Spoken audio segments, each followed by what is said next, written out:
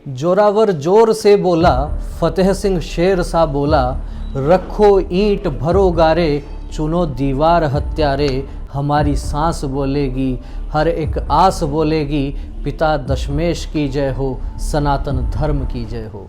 जी हाँ, याद कीजिए ये पंक्तियाँ, ये भारतीय इतिहास के स्वर्णिम अक्षरों में लिखी जाने वाली ये पंक्तियाँ गुरु गोविंद सिंह जी के साहिबजादों ने कही थी।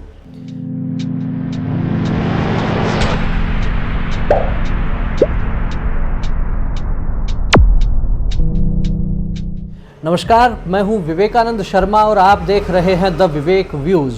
द विवेक व्यूज के इस एपिसोड में हम बात करेंगे गुरु गोविंद सिंह जी के साहिबजादों की, और यह बात करनी इसलिए भी आवश्यक हो जाती है क्योंकि अभी हाल ही में प्रधानमंत्री नरेंद्र मोदी ने 26 दिसंबर को वीर बाल दिवस मनाने की घोषणा की है। प्रधानमंत्री नरेंद्र मोदी ने यह घोषणा की है गुरु गोविंद सिंह जी के प्रकाश पर्व के अवसर पर।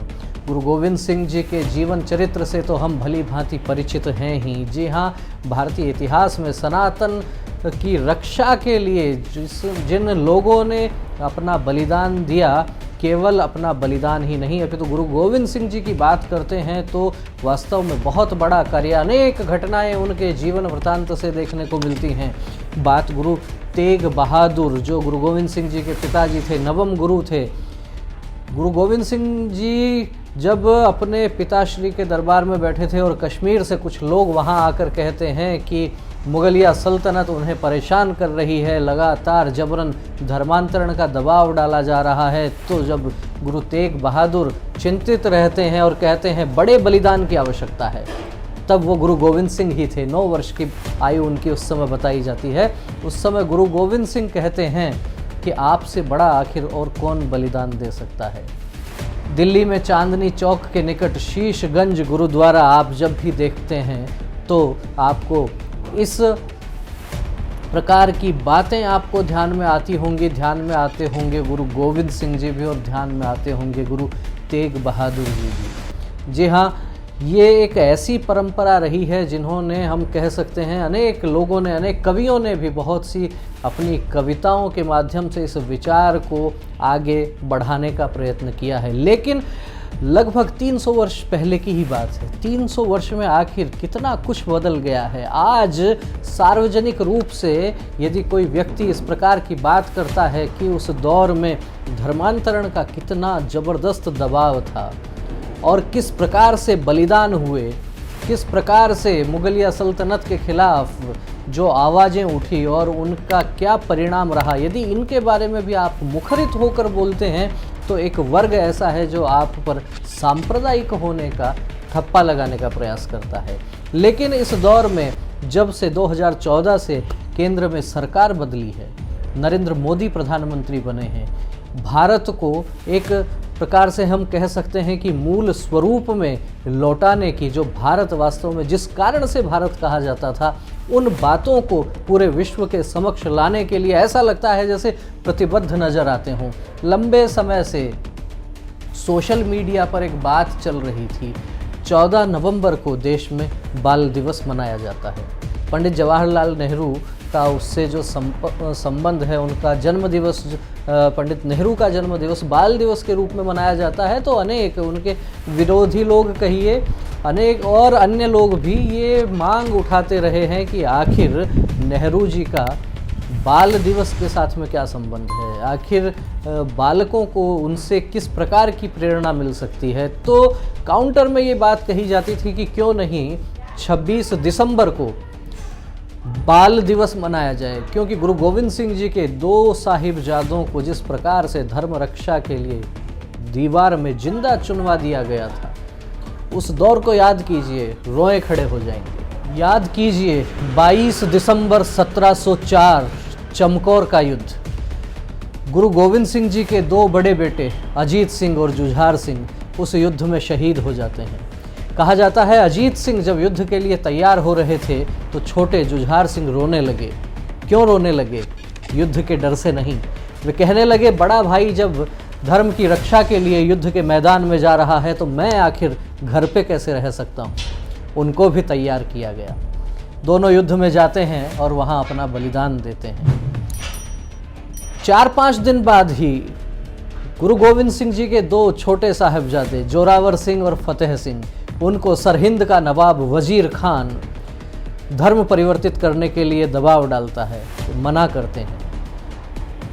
मना करने पर उनको दीवार में जिंदा चिनवा दिया जाता है। देखिए क्या छोटे छोटे बच्चे, 8-10 वर्ष की जिनकी आयु, लेकिन अपने धर्म के प्रति, अपने जीवन मूल्यों के प्रति, अपनी परंपराओं के प्रति कितने दृढ़ प्रतिज्ञ थे। उन्होंने कहा हमें दीवार में जिंदा चिनवा दीजिए, कोई दिक्कत नहीं है, लेकिन सिर नहीं झुकाएंगे, अपने मूल्यों के साथ समझौता नहीं करेंगे। इन वीर साहिबजादों से लगातार समाज को प्रेरणा भी मिलती रही है और कहीं ना कहीं यह भी कह सकते हैं कि आज के इस दौर में हिंदुस्तान जिस स्वरूप में है उसके पीछे बहुत बड़ा योगदान सिख परंपरा के गुरुओं की, और उसमें भी खास तौर पर गुरु गोविंद सिंह जी का परिवार, उनके पिताजी, उनके 4 साहिबजादे जिस प्रकार से शहीद हो गए, एक बहुत बड़ी बात कही जा सकती है। कोई बड़ी बात नहीं है। आज का हिंदुस्तान पाकिस्तान, बांग्लादेश, अफगानिस्तान, इराक, ईरान इस प्रकार का स्वरूप भी हो सकता था, लेकिन हमारे पूर्वजों ने सिर झुकाना स्वीकार नहीं किया। तलवार की नोक पर खड़े होकर भी जिस प्रकार से वे लड़ते रहे, और केवल इतना ही नहीं, उस समय मुगलिया सल्तनत ने जितने अत्याचार किए, बंदा बैरागी के बारे में भी आपको पता होगा, भाई मतीदास के बारे में आपने सुना होगा। बहुत लंबी कहानी, लंबी बातें हो सकती हैं, लेकिन आज जब हम बात कर रहे हैं वीर बाल दिवस की, तो मोदी जी ने निश्चित रूप से एक मैसेज देने का काम किया है और अपने अनेक कार्यक्रमों से, अपने अनेक निर्णयों से प्रधानमंत्री नरेंद्र मोदी लगातार ऐसा लगता है कि इस प्रकार का प्रयास कर रहे हैं कि भारत के रूप में ही पुनः प्रतिस्थापित हो। जिस प्रकार से अफगानिस्तान की रीति नीति बदल गई, वहाँ की परंपराएं बदल गई, पाकिस्तान की रीति नीति और परंपराएं बदल गई, हिंदुस्तान की रीति नीति और परंपराएं नहीं बदली, न बदलें, इसके लिए लगता है कि इस प्रकार के निर्णय किए गए हैं। सोशल मीडिया पर तमाम लोग जश्न मना रहे हैं। लाखों लोगों की भावनाओं को ऐसा लगता है कि मोदी जी ने इस निर्णय के माध्यम से एक आवाज़ देने का काम किया है। फतेह सिंह और जोरावर सिंह, इन दोनों को हम श्रद्धांजलि अर्पित करते हैं, याद करते हैं पिता दशमेश गुरु गोविंद सिंह जी को, और उनके श्री चरणों में भी श्रद्धा सुमन अर्पित करते हैं। प्रधानमंत्री नरेंद्र मोदी द्वारा वीर बाल दिवस घोषित किए जाने के बाद में अब देखना होगा कि आने वाले दिनों में इस विषय को लेकर क्या कांग्रेस पार्टी कोई अलग से स्टैंड अपनाती है, क्या वे कुछ और बोलेंगे, या लोग इसे पंजाब में होने वाले विधानसभा चुनावों से भी जोड़कर देख सकते हैं। बहरहाल बात जो भी हो, बात भारतीय अस्मिता की है, बात सनातन मूल्यों की है, बात हिंदुस्तान के हिंदुस्तान होने की है, तो निश्चित रूप से वीर बाल दिवस का स्वागत किया जाता रहेगा। आपका इस विषय में क्या कहना है? आपकी प्रतिक्रियाएं हमें मिलती रहें, कमेंट करके अपनी प्रतिक्रियाओं से अवगत करवाइए। वीडियो अच्छा लगा हो तो इसे लाइक कीजिए, अधिक से अधिक लोगों से शेयर कीजिए और चैनल को भी सब्सक्राइब कीजिए। फिर मिलेंगे एक नए विषय के साथ, एक नए वीडियो के साथ, एक नए विचार के साथ। तब तक आप देखते रहिए द विवेक व्यूज। बहुत बहुत धन्यवाद। नमस्कार।